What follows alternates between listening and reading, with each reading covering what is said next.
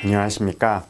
오늘 저는 급성 뇌경색, 그 안에서도 특히 예방, 치료, 그리고 재활에 대해서 비교적 알기 쉽고 재미있게 좀 얘기를 좀 드려보고자 하는데요. 저는 한양대학교 구리병원 신경과의 권혁성입니다.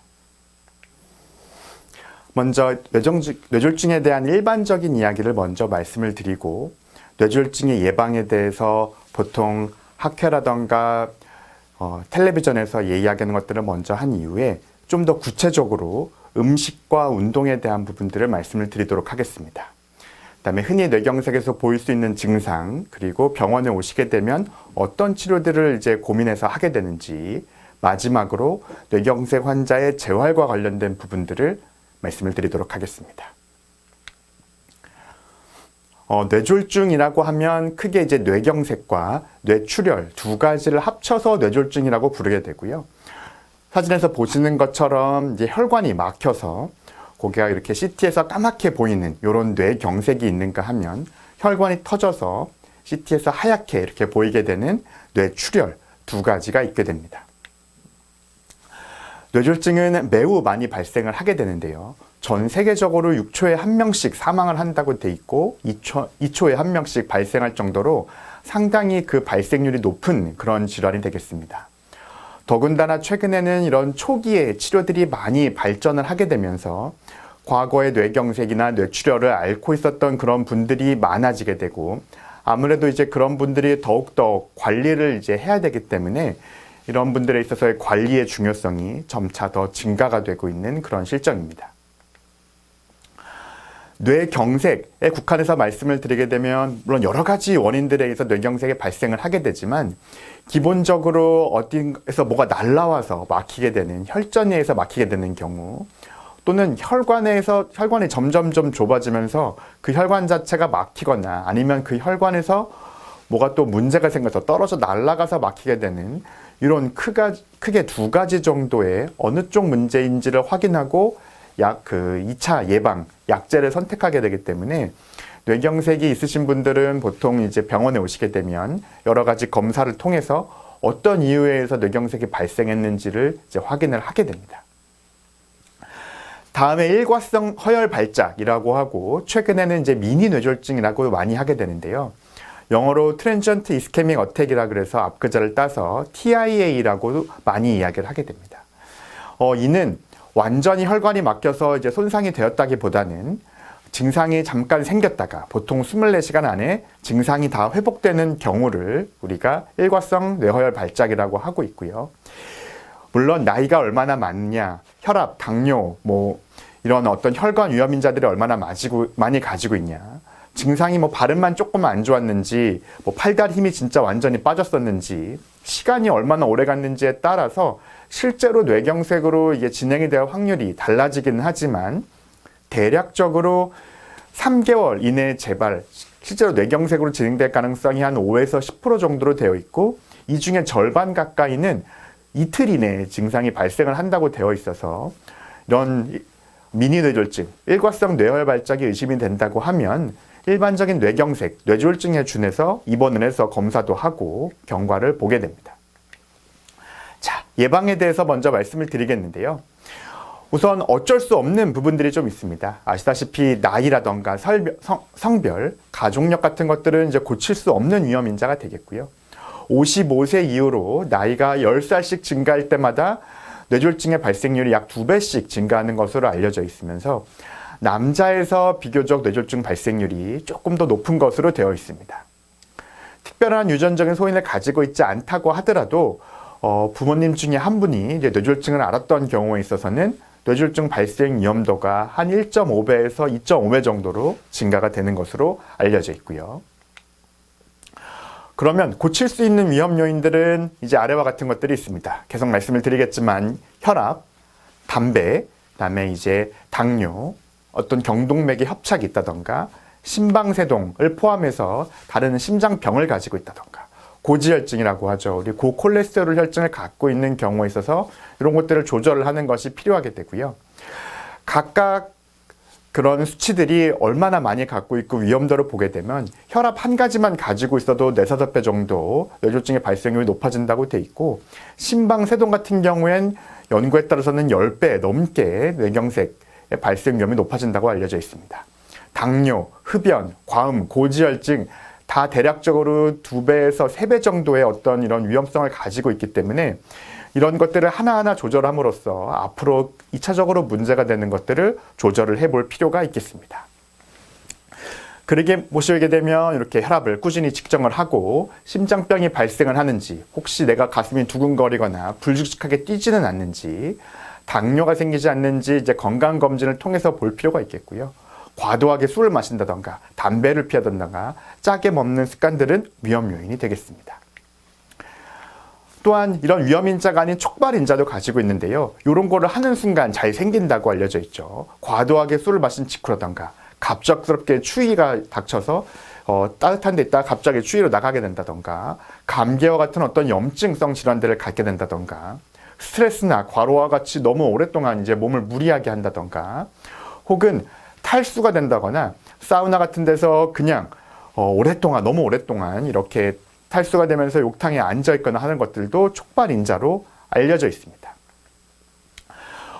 비교적 좀 크게 말씀을 드렸었는데요. 그러면은 실제로 그럼 어떻게 해야 되는지에 대해서 조금 더 구체적으로 말씀을 드리겠습니다. 먼저 이제 음식에 대한 이야기인데요.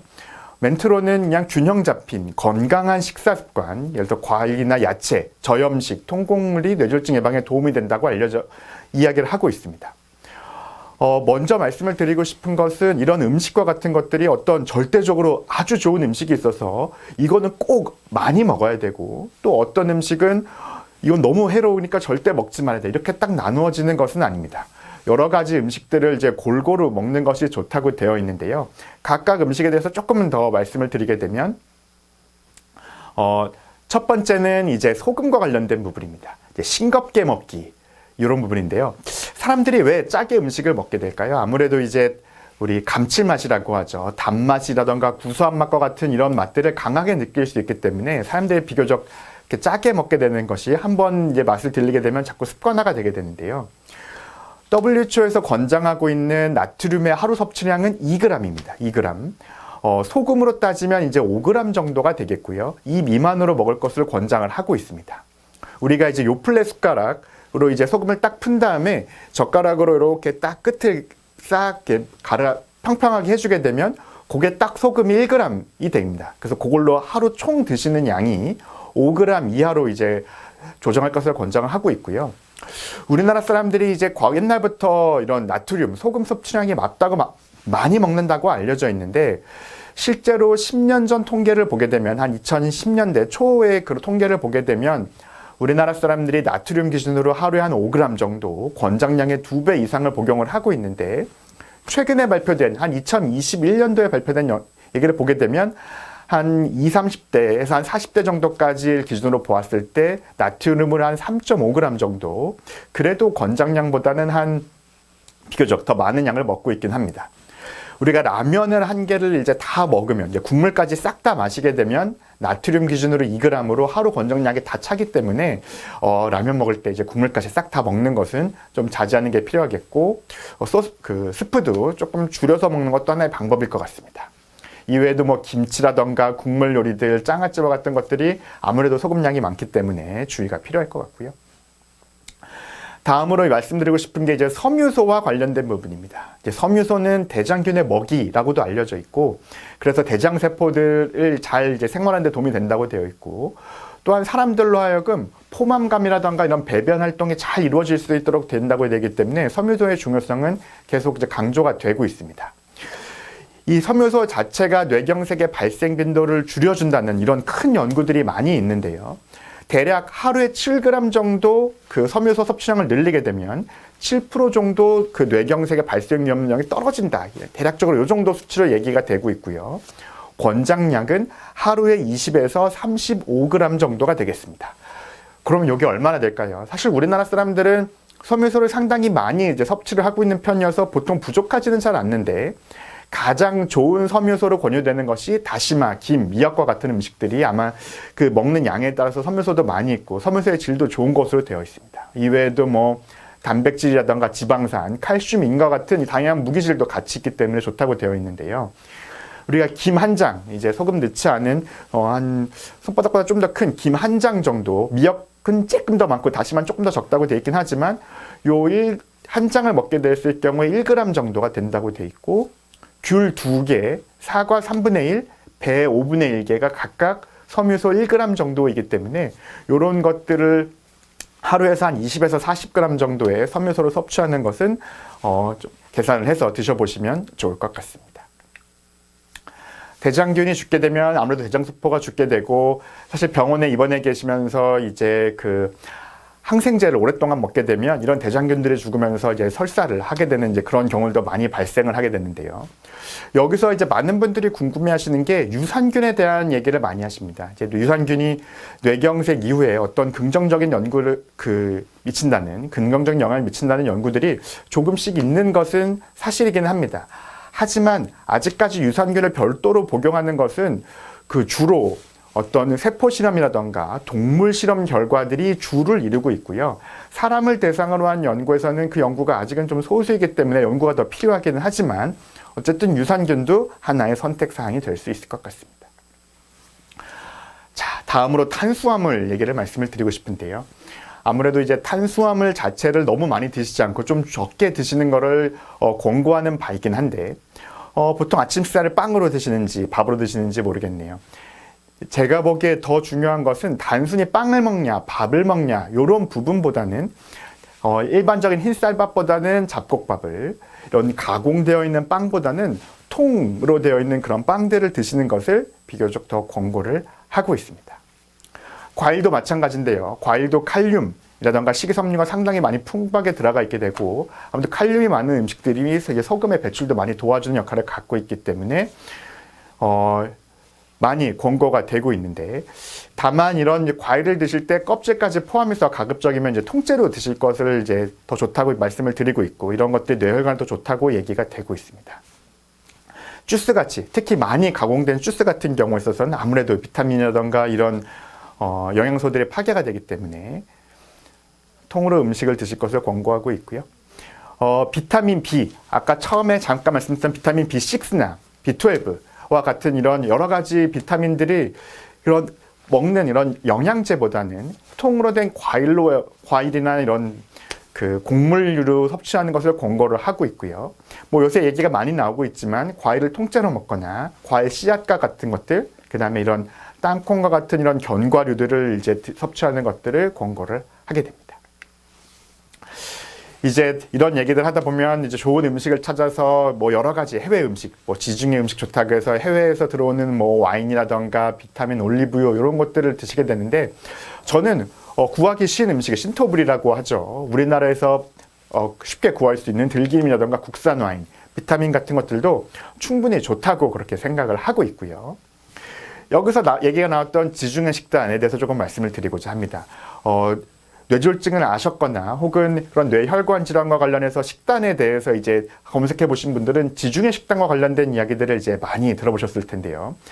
이름이 좀 거창하다고 생각해 보지만 사실 세부 내용을 좀 들여다보면 특별한 게 별로 없습니다. 그래서 아까 말씀드렸던 과일이라던가 채소, 통곡물, 그 다음에 콩, 견과류 같은 것들의 위주로 된 그런 식단이 되겠고요.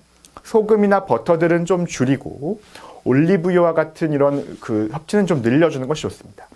붉은 고기를 좀 줄이고 고기는 생선이나 가금류와 같은 고기를 드시는 것이 권고가 되고 있고, 여기에 포도주, 적포도주 한 잔 정도 적당량의 유제품을 섞어주게 되면 우리가 흔하게 말하는 지중해 식단이 완성이 됩니다. 앞서 말씀드렸던 내용들을 이제 합쳐놓은 게 되겠네요.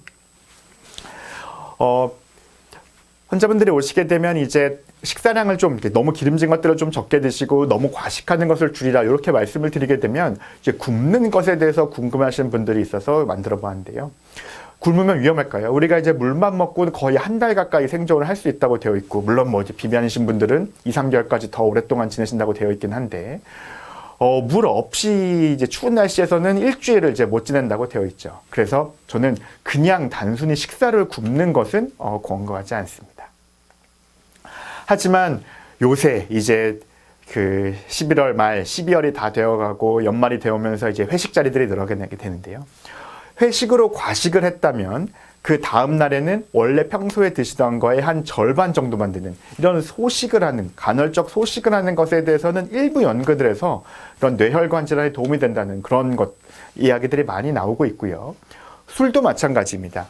술이 앞서서 이제 그 남성 같은 경우에서는 이제 하루 평균 한 잔에서 두 잔 정도, 여성 같은 경우에는 이제 하루 평균 뭐 소주라면 소주잔으로, 맥주라면 맥주잔으로 한 0.5에서 한 잔 정도, 뭐 사실 요새 거의 차이 나지는 않지만 하루 평균 그 해당 술의 잔으로 한 잔 정도 드시라고 되어 있는데, 만약에 어저께 술을 먹어서 소주를 한 병 또는 두 병까지 과음을 했다고 한다고 하면 그 후로 한 일주일에서 2주일 정도는 술을 드시지 않고 조금 쉬는 것을 권고하는 바입니다.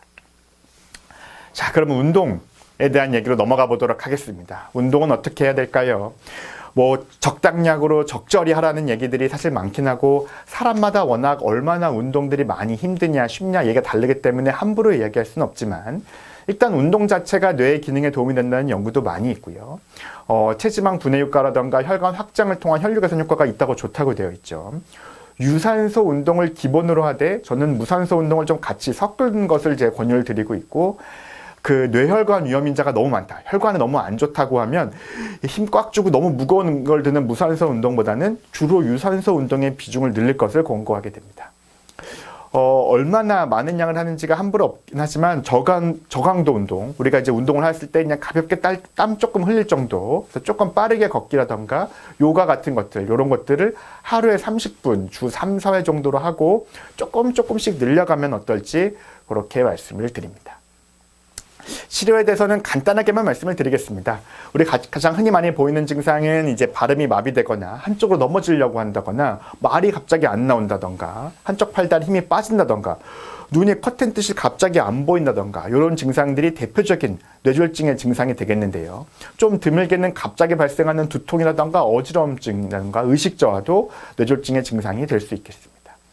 그래서 약제는 크게 이제 두 가지를 저희가 이제 오시게 되면 고민을 하게 되는데, 첫 번째는 이제 정맥내 혈전 용해술이라 그래서 약으로 혈관을 뚫어주는 그런 시술이 되겠고요. 또 한 가지는 이제 혈전 제거술이라 그래서 동맥내 혈전 제거술이라 그래서 사타구니 옆으로 이런 작은 이런 카테터, 이런 그 철사와 같은 선을 넣어서 머리에 있는 혈전을 직접적으로 제거해주는 이런 혈전 제거술 두 가지를 이제 선택을 해서 둘 다 혹은 둘 다 시술을 하고 있습니다. 이 사진 같은 경우에는 이제 동맥내 혈전 제거술 전 그리고 후에 혈관이 완전히 개통이 되어 있는 그런 모습이 되겠습니다. 그래서 이런 것들을 잘 할 수 있도록 증상이 발생한 직후 최대한 빨리 병원으로 오시는 게 좋고요. 다만 아직 의학적으로 해줄 수 있는 것은 이제 혈관을 열어주고 피가 갈 수 있도록 도와주는 것이지, 얘들이 사는지는 또 다른 문제이기 때문에 아직까지 한계는 일부 있는 상태이긴 합니다. 그래서 이외에도 뇌졸중 집중치료실에 들어가서 여러 가지 증상들을 쭉 집중적으로 본다던가 조기 재활을 통해서 빨리 기능을 회복시키는 것들이 이런 뇌경색의 초기 치료의 대표적인 내용들이 되겠습니다. 재활에 대해서도 간단하게 이제 말씀을 드리겠습니다. 앞서서 말씀드렸듯이 재활은 빨리 하면 빨리 할수록 좋다고 되어 있습니다. 그래서 따로 뭐가 증상이 흔들린다거나 뭐가 좀 다른 문제가 있지 않다고 하면 최대한 빨리 재활을 시작할 수 있도록 노력을 하고 있고요. 물론 재활을 한다고 해서 거기 죽어있는 뇌가 막 살아나거나 그러는 것은 아니지만, 오른쪽 그림에서 보시는 것과 같이 이렇게 뇌가 죽어서 주변의 기능을 잘 못하고 있는 상태에서 재활을 계속 해주게 되면 그 주변으로 혹은 그 근처로 이런 뇌의 기능들이 조금씩 더 올라오는 것을 눈으로 볼 수가 있습니다. 재활은 물리치료, 작업치료, 언어치료, 심리치료 다양한 재활치료들이 있고, 뇌의 어느 부위에 어떻게 생겼냐에 따라서 증상이 워낙 다양하기 때문에 모든 것을 다 말씀을 드릴 수 없지만, 가장 흔한 이제 삼킴 관련된 것과 보행 관련된 그런 거에 대해서 조금 말씀을 드리도록 하겠습니다. 먼저 잘 못 삼키시는 분들을 위한 이제 삼킴 장애인데요. 첫 번째는 구강위생입니다. 이 음식을 먹고 나서 음식이 남아있을 수 있기 때문에 양치를 한다던가 헹궈줌을 통해서 음식들을 잘 깨끗하게 해주는 건 첫 번째가 되겠고요. 여러 가지 보상 운동이 있는데, 첫 번째는 자세를 바르게 똑바로 이제 식사를 하시게 되는 겁니다. 그래서 약간 뒤로 이렇게 뭐 이렇게 약간 기댄 상태로 식사를 그냥 하시는 분들이 있는데 가급적 바른 상태로 약간 상체를 앞으로 숙여주셔도 됐고 턱을 좀 당기는 것도 하나의 방법이 되겠습니다. 또 한 가지는 이제 한쪽 팔다리로 힘이 빠진 경우가 많기 때문에 힘이 빠진 쪽으로 살짝 고개를 돌려서 그쪽으로 인두라고 하죠. 우리 음식이 넘어가는 데들이 이제 기도로 넘어가는 부분들을 이제 조금 물리적으로 좀 눌러줘서 기도로 음식이 넘어가지 않도록 하는 그런 방법도 있고, 뭐 맨델손이나 상우두법이라 그래서 혀를 약간 천장, 입천장에 닿듯이 이렇게 올리는 것들을 훈련하면서 식사를 하는 그런 방법들도 있습니다. 또 한 가지로는 이제 감각 자극을 이제 넣어주는 건데요. 차가운 얼음이라던가 약간 레모네이드 같은 거라던가 뭔가 좀 달콤한 거라던가 이런 것들을 자극을 함으로 인해서 이제 그 입안의 감각을 높여주는 그런 것들을 저희가 하고 있고요. 이외에도 이런 것뿐만이 아니라 팔다리에 감각이 없을 때도 저는 다양한 감각들을 좀 하면서 느껴보는 것들을 훈련을 하는 것을 권고하고 있긴 합니다. 물론 이제 많이 삼키기 힘드신 분 같은 경우에는 이 음식의 점도를 조정을 해서 많이 묽은 것부터 좀 끈적끈적한 것부터 저희가 조절을 해서 병원에 입원해 계실 땐 드리고 있고요. 다음으로는 이제 걷는 것과 관련된 부분을 간단하게만 말씀을 드리겠습니다. 사실 한쪽 다리에 힘이 없어서 혹은 술 마신 것처럼 막 흔들려서 못 걷는 분들이 많은데요. 제일 첫 번째 하는 거는 붙잡고서라도 이제 선에 서서 중심을, 그냥 서서 중심을 잡는 것들을 훈련을 하게 되고요. 요게 잘 된다고 하면 일단은 멀쩡한 다리 쪽으로 힘을 먼저 준 상태에서 조금씩 무게중심을 이제 힘이 없는 쪽으로 살짝 주면서 그 서부는 훈련을 하게 됩니다. 이렇게 할 때 발을 앞뒤로, 그러니까 힘이 없는 쪽을 뒤 또는 앞으로 해서도 훈련을 하고 양옆으로 놓고 나서도 양쪽을 조금씩 하면서 우리 힘이 없는 쪽에 힘을 조금씩 더 주는 그런 훈련을 하게 되고요. 그렇게 되고 나면 이제 지팡이라던가 이런 보조개를 잡고 한 발씩 걷는 훈련들을 하고, 비교적 걷는 게 좀 좋아진다고 하면 보폭을 조금 줄여서도 걷는 훈련을 하게 되고, 이것도 다 잘 되는 상태가 되면 계단 오르는 것에 대한 훈련도 저희가 말씀을 드리고 있습니다. 네, 여기까지 그 뇌경색의 어떤 예방, 치료, 그리고 이제 재활에 대해서 간단하게 말씀을 드렸습니다. 경청해 주셔서 감사합니다.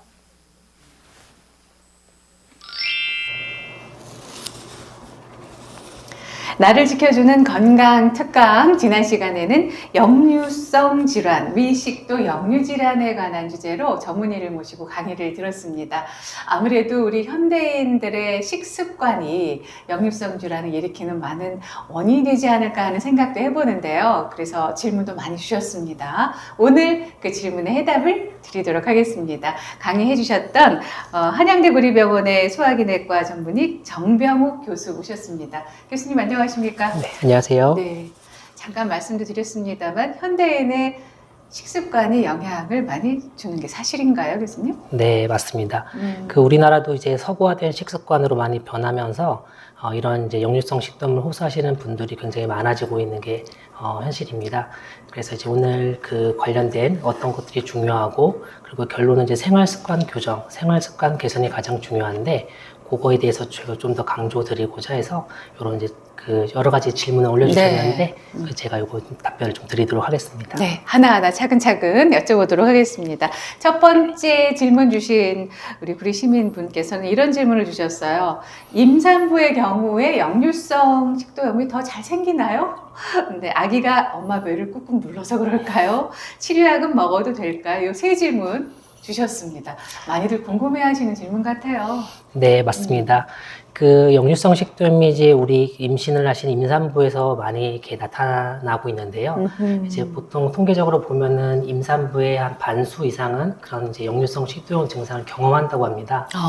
이제 그 이유는 이제 태아가 점점 자라면서 뭐 복압을 누르거나 그런 기계적인 원인도 있겠지만, 사실 가장 중요한 것은 그 임신 중 나타나는 그런 호르몬의 영향이 가장 주된 영향이라고 할 수 있습니다. 네. 프로게스테론이라고 하는 그런 호르몬이 그 우리가 위 식도 접합부에 있는 하부 식도 관략근을 이완시킴으로써 역류가 좀 더 잘 일어나게끔 그렇게 하는 이제 호르몬의 영향이 그 원인이 되겠다고 그 말씀을 드립니다. 네. 그리고 그 역류성 식도염 임산부에서 이제 역류성 식도염 치료도 마찬가지로 첫 번째는 이제 생활습관 교정입니다.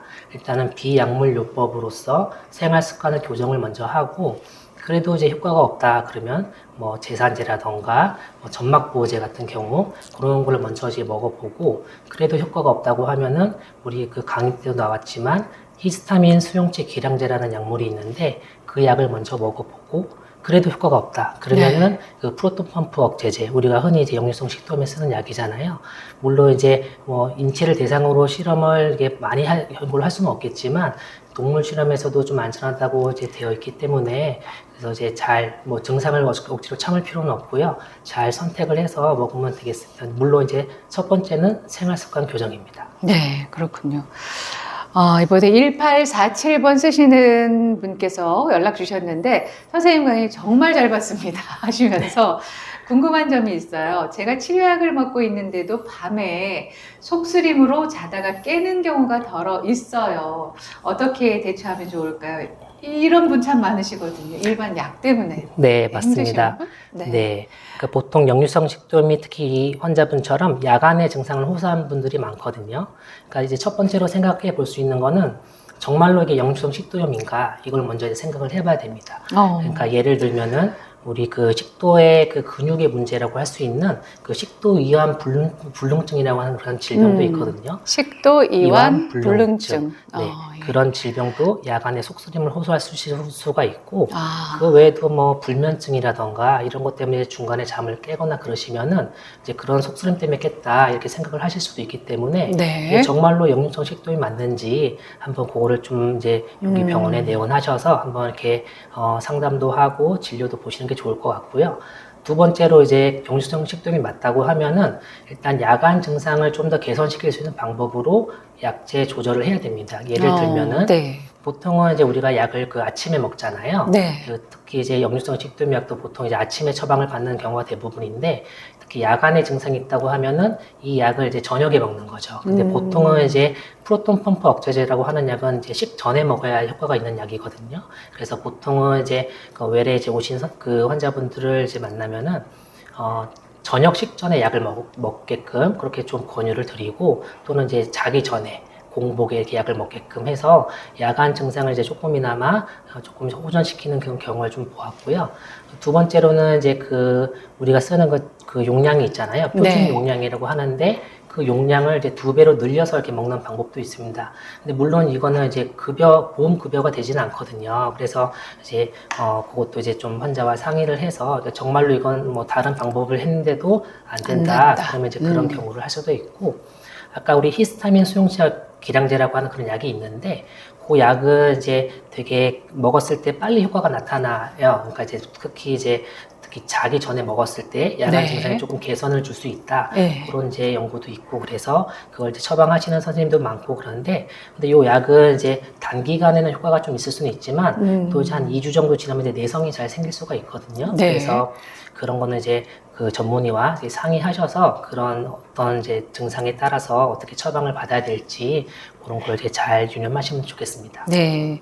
이번에 질문 주신 그 아버님께서 비슷한 증상 아닐까? 네. 9788번님이 연락 주셨는데, 아버지께서 역류성 식도염 진단을 받고 약을 한 달 정도 복용을 하셨는데요. 역류 증상이 좋아져서 약을 중단하셨대요. 그러니까 증상이 재발했다고 하시는데, 도대체 이 약은 평생 먹어야 하나요? 평생 먹어야 되나요?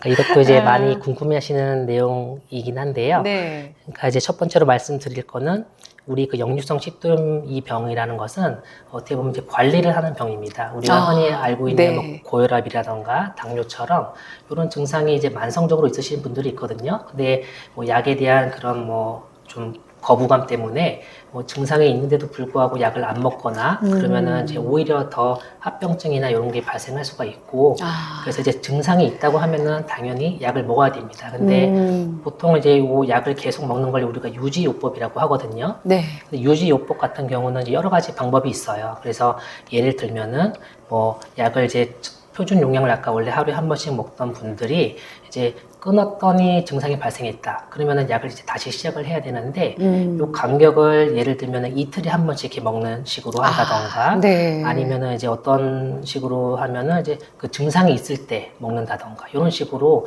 이렇게 조금 이제 간격을 늘려가면서 그러니까 계속 하루에 하나씩 똑같은 용량을 먹는 게 아니라 이렇게 그런 좀 변화를 가짐으로써 이건 그래서 개개인마다 다 이렇게 그 본인이 이제 받아들일 수 있는 게 다르거든요. 어떤 사람들은 이틀에 한 번 먹었더니 굉장히 좋아졌다. 좋아지고. 그런 사람들은 이제 이틀에 한 번씩 먹도록 하는 거고, 네. 어떤 분들은 이제 증상이 있을 때만 좀 먹었더니 괜찮다. 그럼 이제 그런 식으로 하는 거고요.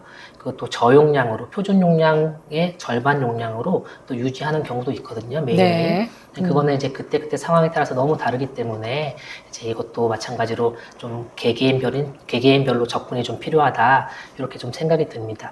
우리가 흔히 네. 장기적으로 복용했을 때 이제 생각할 수 있는 그런 이제 부작용이라고 하잖아요. 네. 약에 대한 부작용도 물론 있는데 예를 들면 이제 골절이라던가 소장에 특별히 이제 세균이 과증식한다던가 뭐 폐렴이 생긴다던가 전해질 불균형 물론 이런 것들이 이제 생길 수는 있습니다. 하지만 이런 것들도 이제 최근에 여러 가지 연구들이 이제 좀 나오고 있고 최근에 점점 이제 좀 대규모 연구라던가 아니면 전향적 연구에서는 우리가 이제 처음에 생각했던 그런 이제 부작용들 그런 것들이 생각보다는 그렇게 높지는 않다 이렇게 좀 경향이 나오기 때문에 네. 이게 증상을 막 참아가면서 무조건 약을 오래 먹으면 안 된다 이런 건 좀 잘못된 생각인 것 같습니다. 그렇군요. 네. 예.